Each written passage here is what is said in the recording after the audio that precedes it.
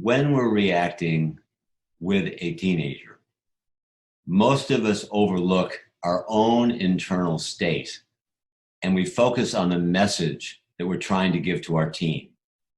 The quality of our tone of voice, the way that we deliver it, is so crucial because when you're working with a teenager, especially your own, it's like heart surgery.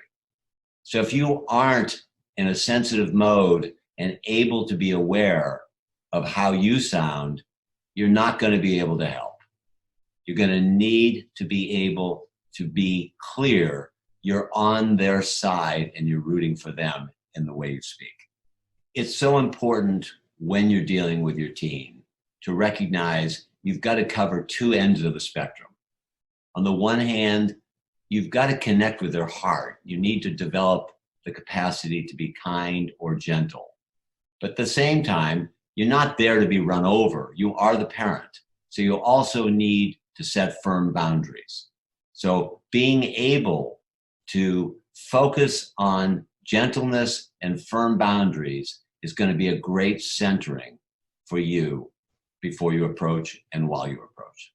One of the key understandings when you're dealing with a teen is they already believe, I'm as smart as you. You can't tell me what to do.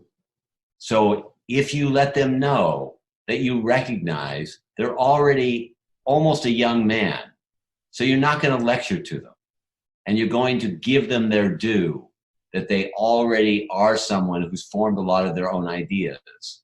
And you say to them something like, I'm not going to force this down your throat. I'm going to do my best to have a dialogue with you.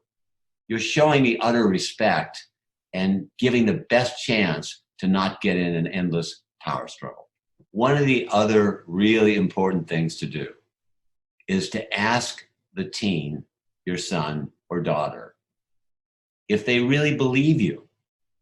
And by doing that, you're entering into a dialogue rather than a lecture. If you have a feel of a dialogue, you have so much better chance of reaching meaningful ground. And a lecture is almost doomed to fail. When you're dealing with your child, and especially teen, tone of voice is perhaps the most neglected feature of importance of how to reach your teen's sensibility and heart. So you want to really do a scan. Am I coming from a place where I'm angry? Am I coming from a place that's caring? Not just in my mind, but actually listen to the music in your tone of voice. And if you can find a place that is demonstrating caring, you've just multiplied your chances of succeeding 100-fold. In general, when you're dealing with your teen, you've got to first convince them that you're on their side.